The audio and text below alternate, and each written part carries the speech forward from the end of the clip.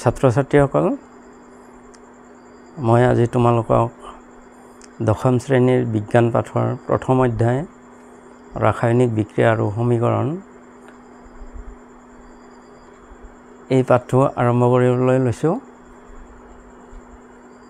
এই পাঠটো আৰম্ভ কৰাৰ আগতে আমি নৱম শ্ৰেণীত পোৱা কিছু কথা পুনৰ আলোচনা কৰিবলৈ লৈছোঁ। যিহেতু ৰসায়ন বিজ্ঞানৰ অতিকৈ দৰকাৰী এইখিনি কথা, এইখিনি নহ'লে আমি ৰসায়ন বিজ্ঞান অধ্যয়ন কৰাটো আমাৰ পক্ষে অসম্ভৱ। গতিকে সেই কথাখিনি আমি আকৌ এবাৰ আলোচনা কৰি লওঁ। তাৰে পিছত আমি ৰাসায়নিক সমীকৰণ আৰু ৰাসায়নিক বিক্ৰিয়া এইবিলাক কি বস্তু সেই বিষয়ে আমি জানিম। গতিকে ৰাসায়নিক বিক্ৰিয়া বা ৰাসায়নিক সমীকৰণ জানিবলৈ হ'লে আমাৰ এইখিনি দৰকাৰী, এইখিনি নহ'লে আমাৰ নহ'বই। গতিকে আমি পৰ্যাবৃত্ত তালিকা, অৰ্থাৎ পৰ্যাবৃত্ত তালিকা মানে কি, যে আমি যিবিলাক পদাৰ্থ পাইছোঁ বা আমাৰ চাৰিওফালে থকা পদাৰ্থবিলাক কি মৌলৰে গঠিত, সেই মৌলবিলাকৰ নাম বা তালিকা আমাক পৰ্যাবৃত্ত তালিকাত দিয়া আছে। সেই পৰ্যাবৃত্ত তালিকা তোমালোকে দশম শ্ৰেণীত পৰ্যাবৃত্ত তালিকাৰ বিষয়ে অধ্যয়ন কৰিবা। তাতে সেই মৌলবিলাকৰ নাম পাবা। তাতে 118টা মৌল আছে আজিলৈকে আমি প্ৰাকৃতিকভাৱে পোৱা আৰু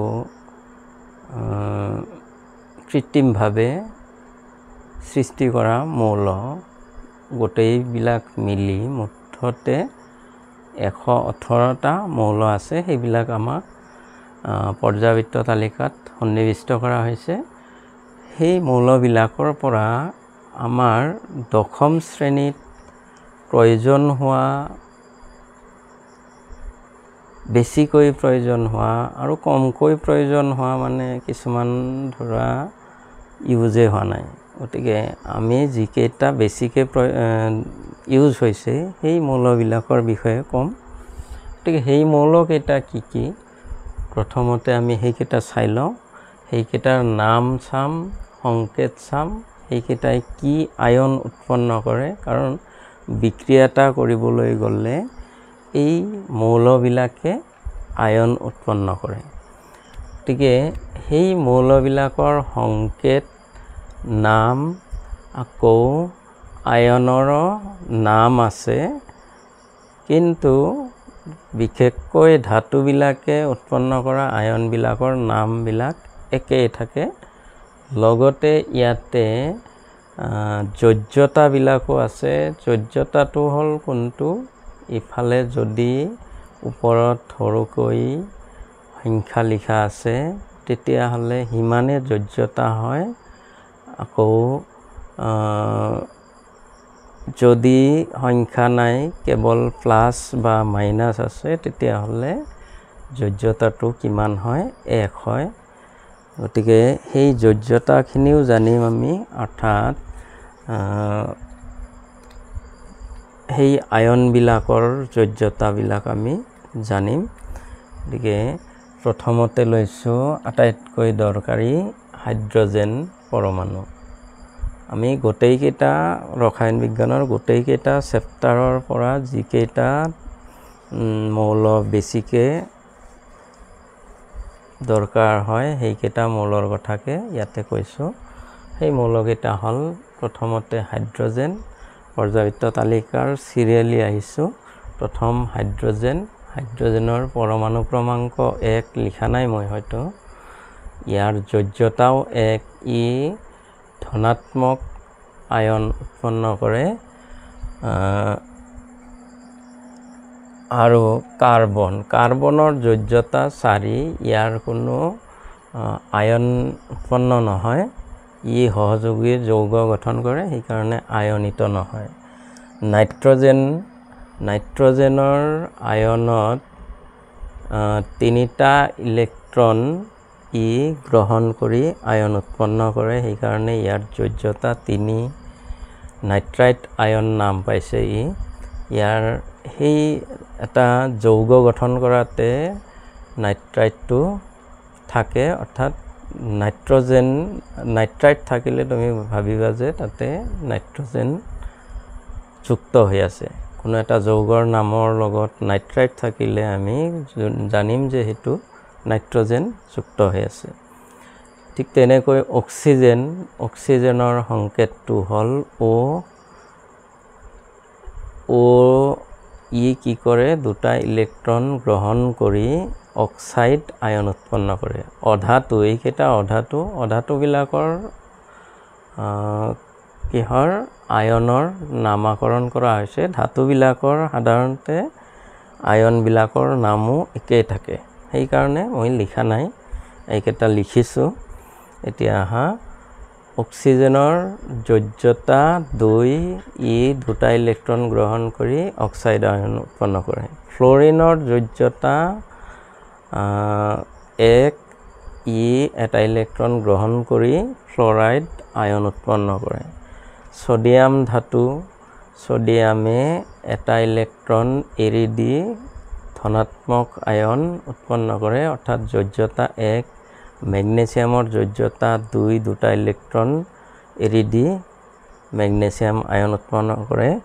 এলুমিনিয়ামে 3টা ইলেক্ট্ৰন এৰি দি এলুমিনিয়াম আয়ন উৎপন্ন কৰে। ফছফৰাছৰ আয়ন নাই, ইও সহযোগী যৌগ গঠন কৰে। ছালফাৰেও সহযোগী যৌগ গঠন কৰে, সেইকাৰণে আয়ন উৎপন্ন নকৰে। ক্লৰিনে ঋণাত্মক আয়ন উৎপন্ন কৰে, ইয়াৰ যোজ্যতা 1, এটা ইলেক্ট্ৰন গ্ৰহণ কৰি। পটেছিয়ামে এটা ইলেক্ট্ৰন এৰি দি ধনাত্মক আয়ন উৎপন্ন কৰে। ঠিক তেনেকৈ কেলছিয়ামে 2টা ইলেক্ট্ৰন এৰি দি ধনাত্মক আয়ন উৎপন্ন কৰে, যোজ্যতা 2। কপাৰৰ যোজ্যতা কিন্তু 2টা আৰু 1 আৰু 2 যোজ্যতা। কেতিয়াবা 2টা ইলেক্ট্ৰন এৰি দি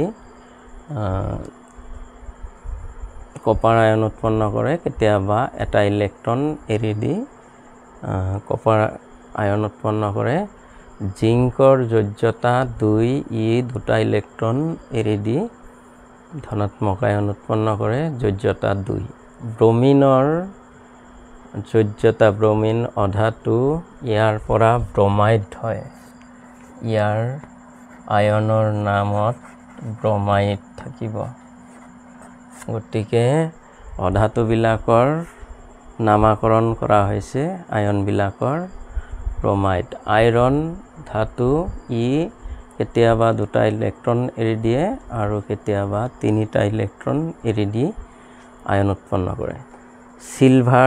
চিলভাৰৰ সংকেত Ag, ইও এটা ইলেক্ট্ৰন এৰি দি আয়ন উৎপন্ন কৰে। আয়ডিনৰ সংকেত I, ইও এটা ইলেক্ট্ৰন গ্ৰহণ কৰি আয়ডাইড আয়ন উৎপন্ন কৰে। বেৰিয়ামৰ যোজ্যতা 2, বেৰিয়ামৰ সংকেত Ba, গতিকে 2টা ইলেক্ট্ৰন এৰি দি ধনাত্মক আয়ন উৎপন্ন কৰে।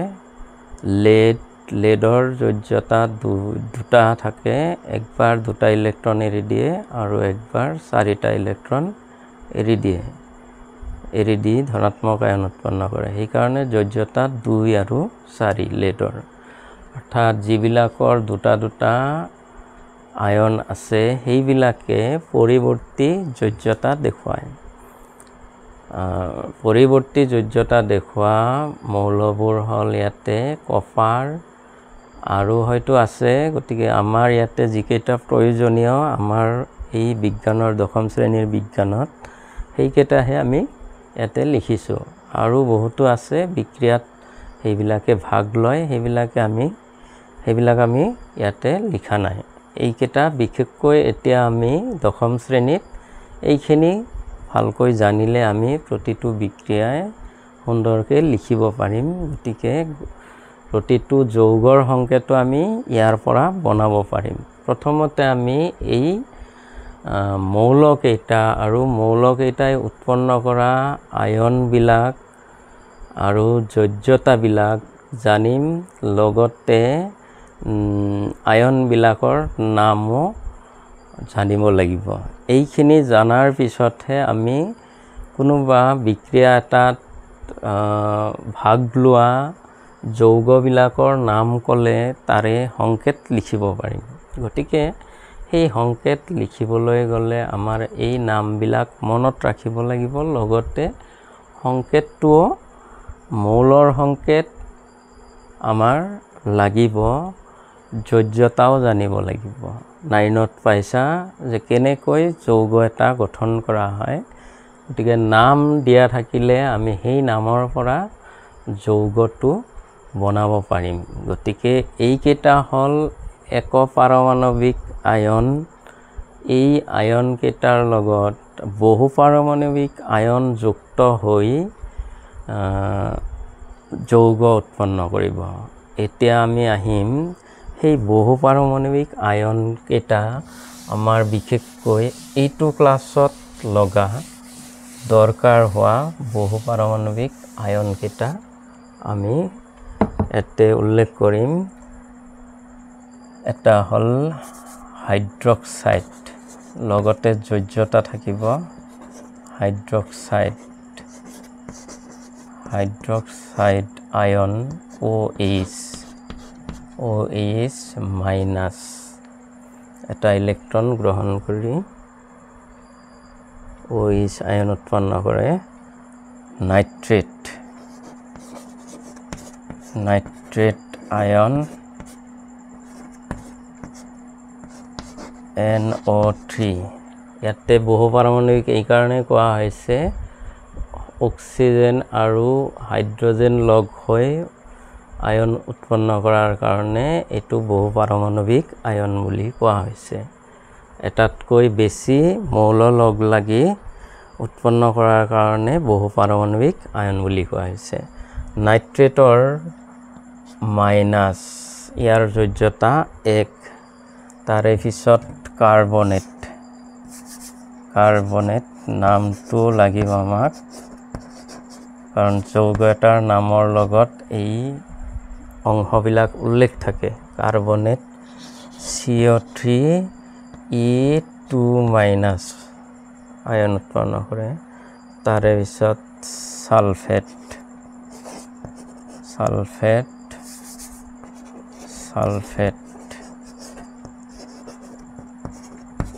নামবিলাকো দৰকাৰী, সংকেতবিলাকো দৰকাৰী। SO4(2)। তাৰে পিছত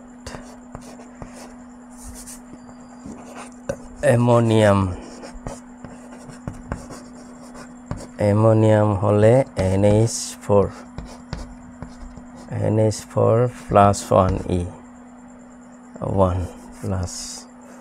ammonium hydrogen carbonate hydrogen carbonate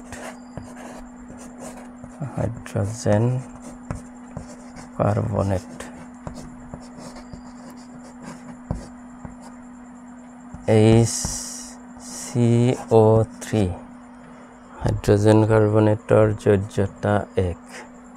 তাৰে পিছত হাইড্ৰজেন ফসফেট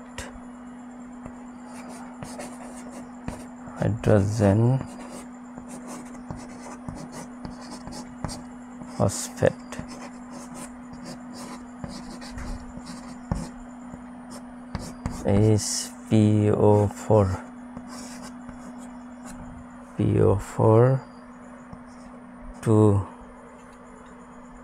তাৰে পিছত সালফাইড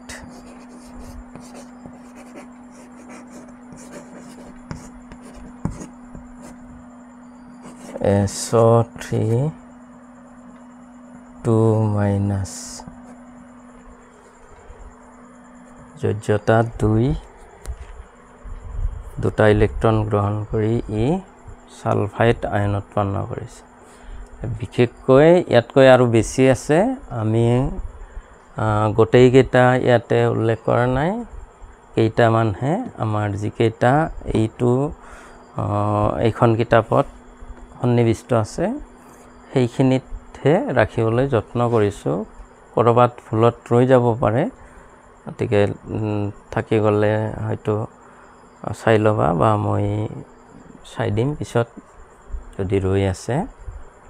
সংকেত গঠন কৰোঁতে সেইবিলাক উল্লেখ কৰিম। গতিকে এতিয়া এইবিলাকেদি কোনো এটা নাম ক'লে সেই নামটোত কি থাকিব, ধৰি লোৱা কেলছিয়াম সালফেট। যদি কেলছিয়াম সালফেট হয়, কেলছিয়াম আয়ন থাকিব আৰু সালফেট আয়ন থাকিব। তেতিয়াহ'লে সেইটোৰ সংকেতটো গঠন কৰিবলৈ গ'লে কি পদ্ধতিত কেলছিয়াম সালফেট আৰু আয়নবিলাকৰ নামৰ দ্বাৰাই যৌগটো গঠন হ'ব।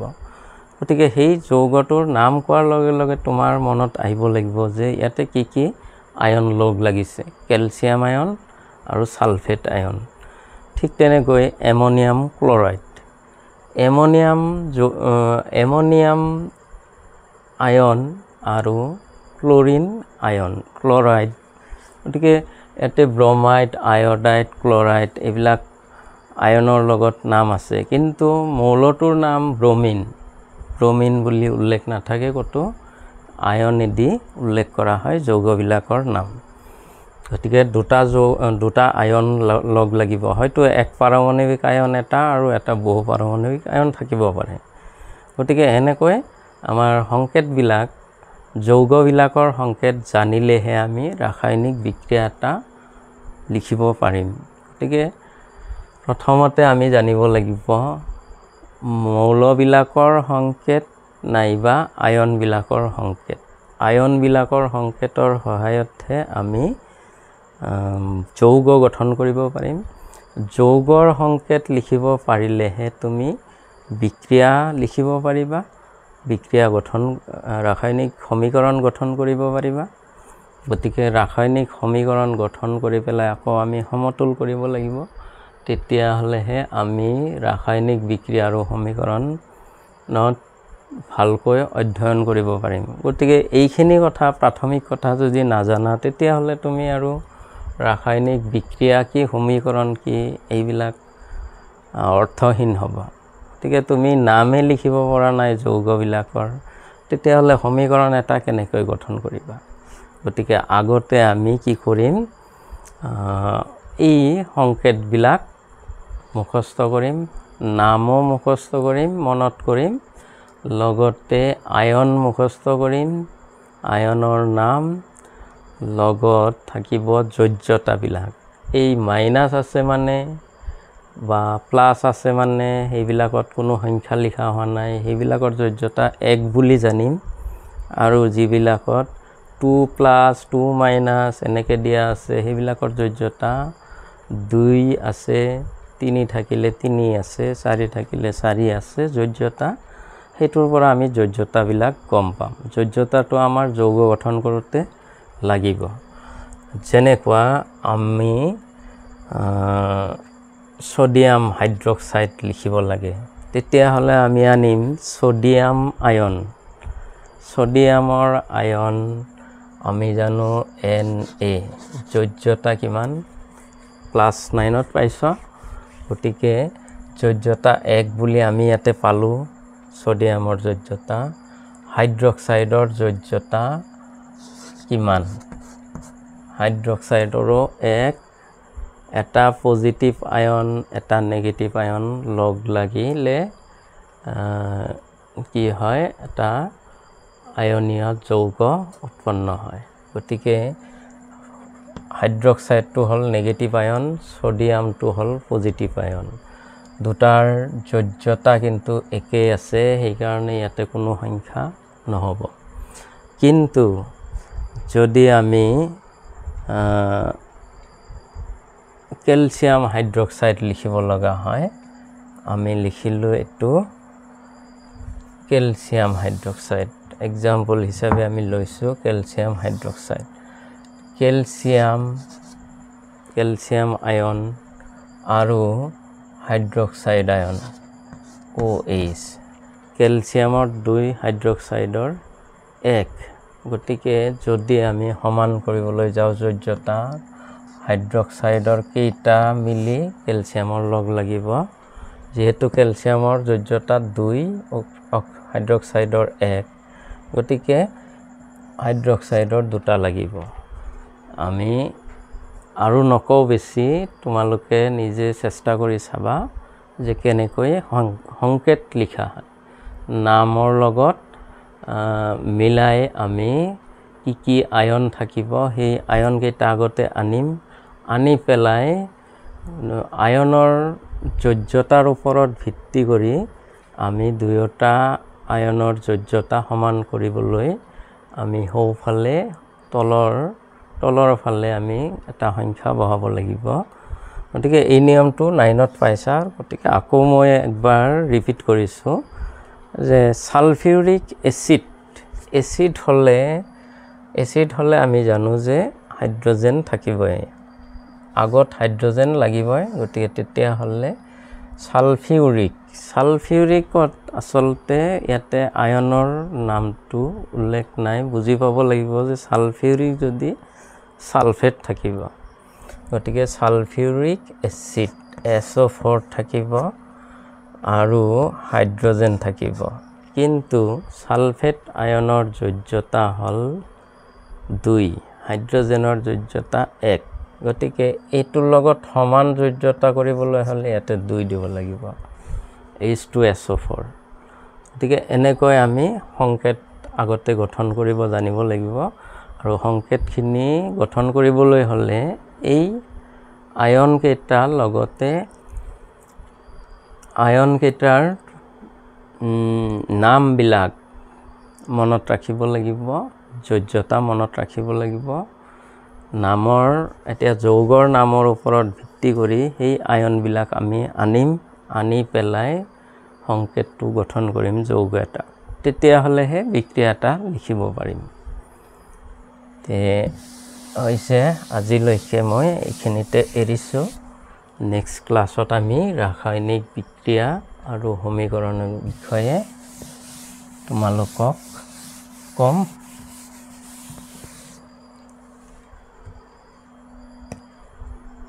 তে আহিছো